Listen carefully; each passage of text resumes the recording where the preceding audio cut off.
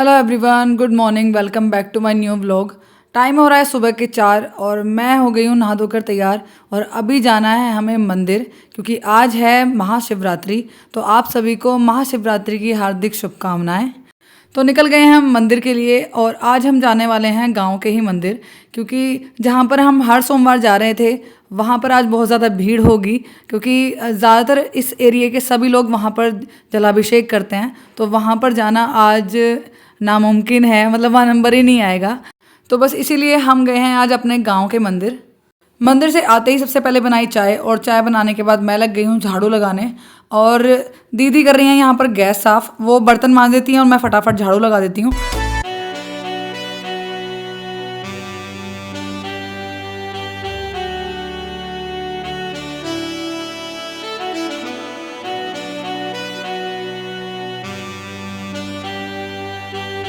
तो झाड़ू लग गई है और रसोई भी साफ़ हो गई है। अभी कर रही हूँ मैं जोरावर के लिए दूध, और साथ ही साथ काट रही हूँ लौकी, क्योंकि मुझे बनानी है आज लौकी की सब्जी। 3 लोगों का है व्रत और सिर्फ 4 ही लोग हैं जो रोटी खाएंगे, रोटी सब्जी खाएंगे। मैं सब्जी काट रही हूँ और मम्मी भी मेरे पास आके बैठ गई हैं। दीदी बैठ गई हैं उधर सीढ़ियों पर जाकर, और तीनों कर रहे हैं अपने बातें। खाना बना चुकी हूँ और मुझे लगाना है आज पोछा। पोछा लगाने से पहले मैंने सोचा कि आज इस रसोई को ही साफ़ कर देती हूँ, क्योंकि मुझे कई दिन से ना बहुत ज़्यादा गंदी लग रही थी। एक तो गुड़ वगैरह रख दिया था ऐसे नीचे, तो उससे ना सारे कैबिनेट जितने भी इधर बने हुए हैं ये सब गंदे हुए पड़े थे। मतलब किसी में गुड़ रहता है, किसी में शक्कर, किसी में चीनी, तो थोड़ी बहुत बिखरी जाती है। तो मैंने कहा आज इनको साफ़ ही करूँगी, उसके बाद ही पोछा लगाऊंगी। यहाँ पर इस डब्बे के ढक्कन में आ गई है मकड़ी, जिसको मैंने एकदम से फेंक दिया। मैंने कहा अगर हाथ से रगड़ी गई ना तो मेरे हाथ पे छाले कर देगी, तो इसलिए मैंने उसको फेंक दिया बाहर। बस फटाफट सारे डिब्बे कर रही हूँ बाहर, और सभी को पहले गीले कपड़े से फिर सूखे कपड़े से कर रही हूँ साफ़। इस पोर्शन में ना एक डब्बा रखा हुआ था, उस डब्बे में सारी पिन्नियाँ रखी हुई थी। पिन्नी के अंदर पिन्नी, पिन्नी के अंदर पिन्नी, मतलब इतनी सारी पिन्नियाँ, इतने सारे झोले कट्टे थे ना। मैंने कहा आज इनको निकालूंगी सबको, इनको बिल्कुल भी इस रसोई में नहीं रखूंगी। तो मैंने देखी कितना सारा ढेर लगा हुआ है जो निकाला है इस कैबिनेट के अंदर से। उसके बाद लग गई हूँ दूसरी साइड। इधर रहता है सारा राशन का सामान, और डब्बे में मसाले वगैरह रहते हैं। तो मैंने जो बांधने वाला सामान है, जो कभी कभी यूज़ होने वाला सामान है ना, वो कर दिया है सारा डब्बे के अंदर। और जो रोज़ यूज़ होता है, जैसे जीरा, नमक, आपका चाय पत्ती और साबुन, सर्फ, वो सब निकाल दिया मैंने डब्बे से बाहर। क्योंकि जिस चीज़ की ज़रूरत हमें डेली होती है ना, तो वो डब्बे में से निकालना ना बहुत बड़ा बिखेड़ा सा हो जाता है। एक चीज़ ढूंढेंगे 10 चीज़ बाहर निकालनी पड़ेंगी। मैंने कहा डिब्बा बिल्कुल नहीं रखूँगी, तो इसलिए बाहर जमा दिए हैं वो। उसके बाद ये पोर्शन है बर्तनों का, जिसमें मैं सारे बिना यूज़ के बर्तन रखती हूँ, जिनका कुछ काम नहीं है, जो फालतू के बर्तन हैं उनको मैं इस साइड रखती हूँ। और यहाँ पर मैंने ना जो शादियों में से रसगुल्ले वगैरह डब्बे आते हैं ना, वो साफ़ करके रखे हुए हैं। रखे तो मैंने इसलिए थे कि कुछ ना कुछ काम ही आ जाते हैं, लेकिन आज जब मैं सफाई करने लगी हूँ ना, मैंने सोचा इसको निकालूंगी और इनका मैं कुछ और ही यूज़ करूँगी। क्या यूज़ करूँगी वो आपको आगे पता चल जाएगा। अभी तो मैं फ़िलहाल इन सबको बाहर निकाल के फेंक रही हूँ। मुझे करने हैं मसालों के डब्बे अरेंज। वैसे तो मैं उनको एक छोटी सी टोकरी सी लगा रखी है, उनमें रखती हूँ, लेकिन मैंने सोचा कि जोरावर का जो कल वो आया था ना पिगी बैंक, उसका जो कार्डबोर्ड बॉक्स था ना, उसको मैंने दीदी से मंगाया। मैंने कहा आप उसको लेके आओ, मैं इसको अच्छे से कट करके ना इसमें डिब्बे लगाऊंगी, जो छोटे छोटे जीरा, सौंफ और मेथी वगैरह के डिब्बे होते हैं उनको लगाऊंगी। तो मैंने मंगा लिया है और कट भी कर लिया है। अभी बस इस कैबिनेट को साफ़ करके ना इसमें सारी डिब्बियाँ जमाऊंगी। छोटी छोटी डिब्बे ले रखी है मैंने, 150-150 ग्राम वाली, उनमें मैं ये सब चीज़ें रखती हूँ। तो बस सारे जितनी भी डिब्बियाँ थी ना, वो सब इस कार्डबोर्ड में मैंने लगा दी हैं। इससे क्या हुआ ना, वो कार्डबोर्ड वेस्ट भी नहीं हुआ और डिब्बियाँ इधर उधर भागेंगी भी नहीं। क्योंकि जब हम कैबिनेट खोलते हैं ना, तो छोटी छोटी डिब्बियाँ जो होती हैं ना, वो आगे पीछे भाग जाती हैं अगर जो कैबिनेट है वो खाली है, मतलब उसमें कोई चीज़ ऐसी नहीं है जो उनको कस के रख सके, सारे डिब्बे फंस के रहें, ऐसा नहीं है। तो लूज़ रहता है कई बार, तो डिब्बे इधर से उधर भाग जाती हैं, और छोटी डिब्बे तो खास कर भागती हैं। तो इसलिए मैंने उसका यूज़ भी कर लिया। और मसालों की डिब्बियाँ भी एक जगह जम के रहेंगी, अब इधर उधर भागेंगी नहीं। उसके बाद ये पोर्शन है दालों का, जिसमें सारे दालों के डिब्बे रहते हैं। तो ऑलमोस्ट दालें अभी ख़त्म हो रखी हैं, तो डिब्बे खाली पड़े हुए हैं। तो मैंने फटाफट से डिब्बे भी सारे साफ़ कर दिए। इस पोर्शन में रखती हूँ मैं सारे बड़े बर्तन, कढ़ाई, भगोने वगैरह, जो डेली यूज़ होते रहते हैं। तो इनको मैं अंदर नहीं रखती हूँ, बाहर ही रखती हूँ। बस जितना सामान मैं निकालती जा रही हूँ, साफ़ करती जा रही हूँ, साथ ही साथ उनको जमाते भी जा रही हूँ। और यहाँ पर इस पोर्शन में रहती हैं सारी थाली, प्लेट और एक्स्ट्रा जितने भी ट्रे वगैरह रहती हैं वो रहती हैं, उनको निकाल दिया मैंने बाहर। और पहले कर रही हूँ मैं इसको साफ़। ये बाहर निकल जाता है, ये वाला कैबिनेट ना बाहर निकल जाता है, ये ख़राब हो रखा है। मोहित ने अब से 10 साल पहले ये सारी चीज़ें कराई थी रसोई में, लेकिन अब 10 सालों में तो कोई भी चीज़ें पुरानी हो जाती है, ख़राब भी हो जाती है।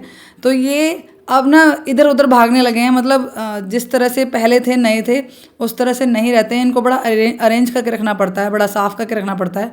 आप देख सकते हैं ना, ऊपर वाले पोर्शन में तो 3 ही खिड़कियां हैं, बाकी तो सब टूट गई हैं। तो यही है, कुछ भी चीज़ है जब पुरानी हो जाती है ना तो वो टूटने लगती ही है, कब तक वो ठीक रहेगी बेचारी। और लकड़ी है, लकड़ी तो एक टाइम के बाद फूल भी जाती है, और उसमें जैसे पेच वगैरह लगे हुए वो ढीले पड़ जाते हैं। जब भी मैं सफाई करती हूँ ना तो कुछ ना कुछ चेंज कर ही देती हूँ। तो मेरे बाद ना जो सासू माँ है मेरी, वो ढूंढती फिरती हैं कि पता नहीं वो चीज़ उसने कहाँ रख दी है, तो उनको फ़ोन करके बतानी पड़ती है कि मैंने वो चीज़ वहाँ रखी है। ये खिड़की जिस दिन से मैं आई हूँ ना उस दिन से मैं देख रही हूँ कि ये लटकी पड़ी है, लेकिन कोई इसको हटा नहीं रहा है। मैंने कहा जिस दिन मैं सफाई करूँगी ना इसको तोड़ के फेंकूँगी, बहुत ही बुरी लग रही है, ना तो किसी यूज़ की है और ना ही अच्छी लग रही है। तो रसोई ऑलमोस्ट साफ़ हो गई है और मैंने सारी खिड़कियाँ, सारे कैबिनेट सब साफ़ कर दिए हैं। सामने तो आपको दिख ही रहा है, उसमें खिड़कियाँ तो है ही नहीं, सिर्फ बॉक्सेस ही बॉक्सेस हैं, और ये भी पत्थर के बने हुए हैं। मैं मोहित को बोल रही थी जब आपने फिटिंग कराई थी, जब आपने किचन बनवाई थी, तो कम से कम अब इसको लकड़ी का तो रख लेते। ये काले हो जाते हैं, बहुत ज़्यादा रगड़ने पड़ते हैं, क्योंकि पत्थर तो काला हो ही जाएगा जब उसकी घिसाई नहीं होगी और रोज़ कपड़ा ही लगेगा सिर्फ, तो कहीं ना कहीं कालापन जम ही जाता है। अंदर की साइड तो टाइल्स हैं, लेकिन चारों तरफ जो बना हुआ है, ये बॉक्स जो बने हुए हैं वो है पत्थर की कटिंग। तो मैं मोहित को बोल रही थी कि आप इसकी जगह ना एक टोकरा लगवा लेते स्टील का, और साइड में जो खिड़कियाँ हैं उनको लकड़ी का फ्रेम करके बनवा लेते। लेकिन वही है, टाइम जैसा चलता है उस टाइम वही चीज़ें चल रही होंगी शायद, तो इसी तरह से उन्होंने बनवाया। तो हो गई है सारी रसोई साफ़, और सारी रसोई में मार दिया है मैंने कपड़ा। अभी लगा रही हूँ मैं झाड़ू, क्योंकि काफ़ी ज़्यादा कूड़ा निकला है रसोई में से, और जो चिपक गया है मेरे पैरों से, तो बार बार मैं अपने पैर भी झाड़ रही हूँ और रसोई को भी साफ़ कर रही हूँ।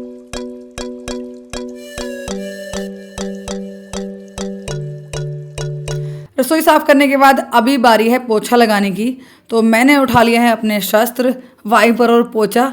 इस गैलरी में ना मेरी सेफ रखी हुई है और वॉशिंग मशीन रखी रहती है, उधर कूलर भी रखा हुआ है, तो बहुत ही कम स्पेस है। मुझे जब भी इसमें पोछा लगाना होता है तो सारी चीज़ें हटा हटा कर पोछा लगाती हूँ। अभी जैसे आपने देखा मैंने ना आटे का तास हटा कर पोछा लगाया है। मशीन अभी फ़िलहाल यहाँ पर है नहीं, वो साइड में खड़ी हुई है, साफ़ हुई, तो मैंने उसको अभी लगाया नहीं यहाँ पर, क्योंकि उसका कवर भी आपको दिख रहा होगा सामने कूलर पर रखा हुआ है। तो अभी कवर को तो रख दूँगी मैं बाहर, क्योंकि मुझे मशीन को बंद करके ढक के रखना है।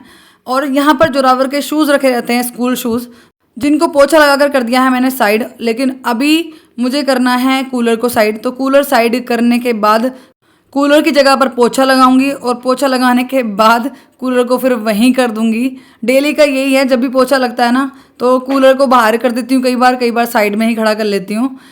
तो सारी चीज़ें कर दी हैं अरेंज, अभी बस फटाफट से लगाऊंगी पोछा।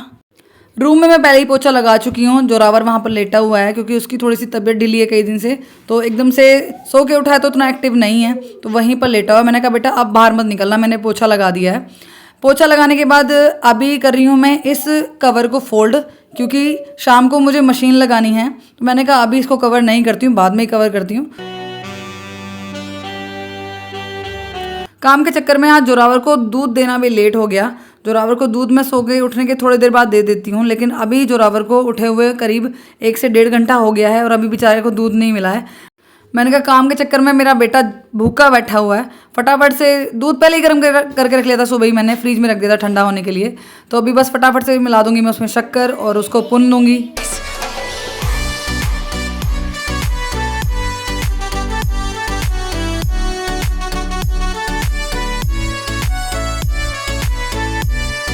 पोछा लगाने के बाद दोबारा से नहा ली हूँ, और अभी मैंने मोहित को पूछा कि आप क्या खाओगे, मतलब क्या पियोगे, चाय पियोगे तो चाय बना दूँ।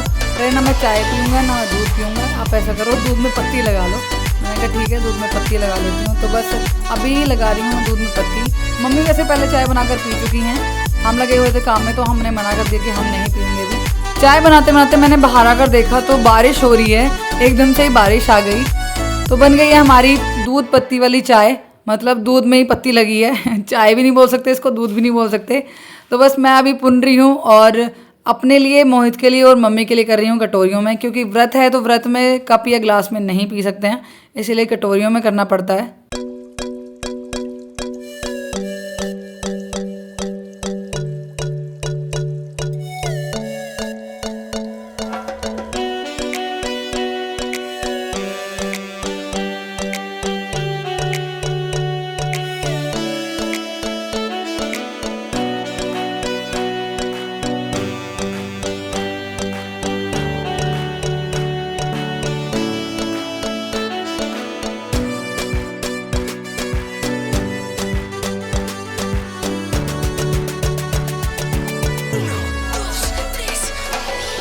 टाइम हो रहा है शाम के 5 और मैंने लगाई थी मशीन। 3 बजे लाइट आ गई थी, तभी मैंने मशीन लगा दी थी। तो अभी मशीन बोल गई है और मैं आई हूँ कपड़े चेंज करने के लिए।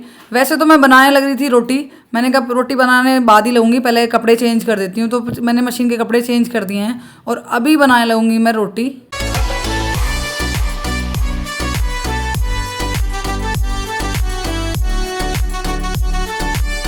मैं बना रही हूँ रोटी और दीदी आई हैं जोरावर को मेले में से घुमा कर, तो आके बोलने लगी कि भाभी आप रोटी बना रही हो, आपका फास्ट भी है, तो ऐसा करो आप रोटी बनाने के बाद खाना खा लो और मैं सारे कपड़े झकोल देती हूँ। मैंने कहा ठीक है आप झकोल दो। खोल लिया है मैंने व्रत, अपना खाना खा लिया है और आ गई हूँ मैं रसोई में। काफ़ी सारी मलाई रखी हुई है जिसको मुझे बिलोना है, मतलब ज़्यादा तो नहीं थी, लेकिन कल है अमावस्या और मुझे लगाना है दिया, क्योंकि भैंस यहाँ पर नई नई आई है और उसके ही घी का मुझे दिया लगाना है। तो इसीलिए मैंने कहा थोड़ी बहुत मलाई कर लेती हूँ और उससे ही घी करके ना उसका दिया लगा दूँगी। मोल के घी से बिल्कुल भी नहीं लगाऊंगी, तो इसीलिए मलाई बिलोने लगी, तो वो उसमें बहुत ज़्यादा टाइम लग गया। चाची से मेरी बात हुई थी, चाची बोल रही थी कि कच्चा दूध जब भैंस का रहता है ना तो कम ही मलाई आती है, मतलब बहुत देरी लगती है घी निकालने में, घी बहुत मुश्किल से निकलता है। सही कह रही थी, मुझे कम से कम आधा पौन घंटा लगा घी निकालने में। फिर भी मैं हार के मैंने कर दिया साइड उसको। मैंने कहा थोड़ा देर इसको छोड़ देती हूँ रेस्ट करने के लिए। बर्तन पड़े हुए हैं साफ़ करने के लिए, मैं कहा पहले इनको मांज देती हूँ, तो बर्तन साफ़ करने लगी हूँ और अभी मलाई कर दी है मैंने साइड। हो गए हैं बर्तन साफ़ और बर्तन साफ़ करने के बाद फिर से लग गई हूँ मैं मलाई में। मलाई में घी नहीं आके दे रहा, मैंने सोचा कि इसमें थोड़ा सा ठंडा पानी डालकर देखती हूँ, तो इसीलिए ले आई हूँ फ्रिज में से बोतल निकाल कर और डाल दिया है पानी। अब देखती हूँ कि कितनी देर में घी आता है। मलाई बिलो रही थी, इतने में ब्लेंडर ने एकदम से बाहर फेंक दिया सारा मसाला, मतलब जो छासी होती है ना वो बाहर छिटक के चली गई। मैंने कहा टाइल्स सुबह ही साफ़ करी हैं और फिर गंदी हो गई हैं। तो मैंने कहा कोई बात नहीं, कपड़ा है अपने पास, गिल्ला किया फटाफट से साफ़ कर दिया। अभी साफ़ करने के बाद निकाल रही हूँ सारा घी इकट्ठा करके।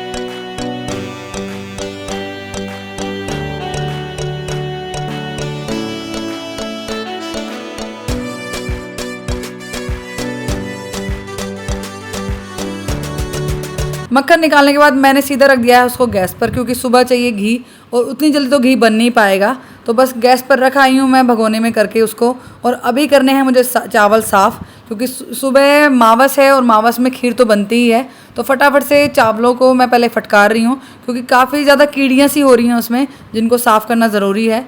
फटकारने के बाद मुझे लगा कि थोड़ा बहुत अभी भी कुछ है, तो उसको मैं हाथ से अच्छे से देख देख के ना चुन चुन के चुग रही हूँ, जिससे कि थोड़ा बहुत भी कबाड़ ना रहे, थोड़ा भी कीड़े वीड़े जैसे होते हैं ना वो ना रहें।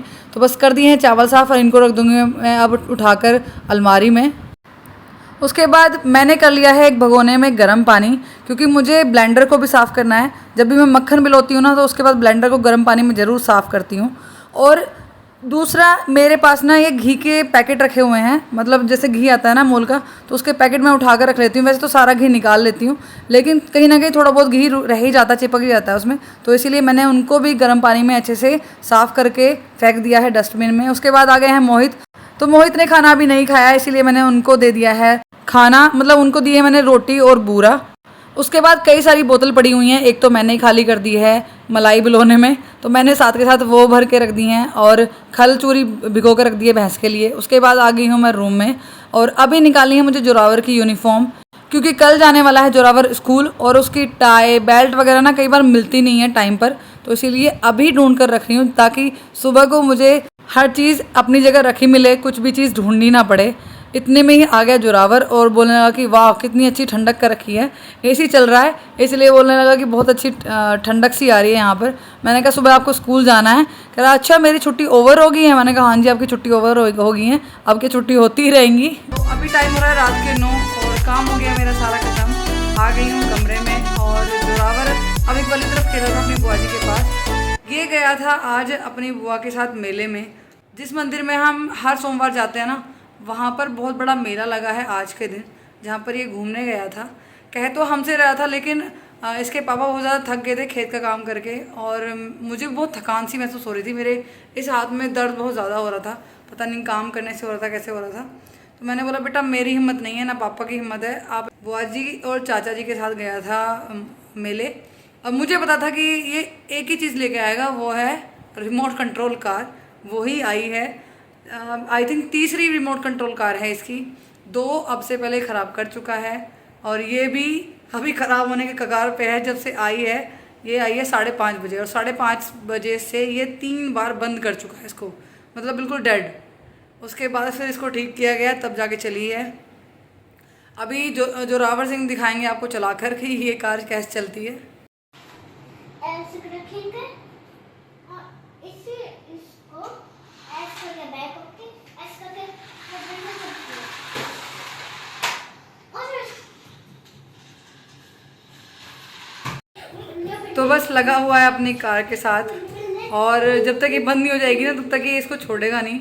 ऐसे ही जैसे परसों इसका पिगी बैंक आया और जब तक वो अंदर जो डॉगी रहता है जो सिक्का लेके जाता है वो बेचारा एक जगह स्टक नहीं हो गया ना, तब तक ये बंदा उस पिगी बैंक के पीछे रहा है। अब वो सामने रखा हुआ है और उसमें जो डॉगी पैसे लेके जाता है ना वो बिल्कुल बेचारा ऐसे खड़ा हुआ है सीधा वो अब काम नहीं कर रहा है, तो खोल के ठीक करना पड़ेगा। तो यही हालत इस कार की होने वाली है। ये ऐसे ही करता है। वैसे तो इसको खिलौने चाहिए और जब खिलौना आ जाता है तो जब तक उसकी बैंड नहीं बजा देता है तब तक उसका पीछा नहीं छोड़ता है और जब वो ख़राब हो गया ना उसके बाद उसको देखता भी नहीं कि वो कहाँ पड़ा है। तो बस सभी बच्चे ऐसे ही होते हैं अपनी एज में। आज था मेरा शिवरात्रि का व्रत, मेरा, मोहित का और मम्मी का। और उन दोनों ने तो खाई है बूरा से रोटी और मैंने बनाए थे चीनी के पराठे, ट्रायंगल में बनाए थे आज। तो जोरावर को मैंने एक टेस्ट करने को दे दिया तो बंदा कहता है कि मुझे ना अब से टिफ़िन में यही चाहिए, सब्जी बनाने की कोई ज़रूरत नहीं है आपको, सिर्फ यही बना के देना, यही लंच बॉक्स में रख के देना। मैंने कहा ठीक है भाई, यही आपको लंच मिलेगा। तो सुबह इसको चीनी के पराठे ही बना के देने हैं ना जोरावर। तो बस इस व्लॉग को कर रही हूँ मैं यहीं पर एंड। मिलते हैं नेक्स्ट व्लॉग में, तब तक अपना ख्याल रखिए, मुझे ऐसे सपोर्ट करते रहिए। वीडियो अच्छी लगी हो तो वीडियो को लाइक कीजिएगा, चैनल पर नए हो तो चैनल को सब्सक्राइब कीजिएगा। Thanks for watching my video.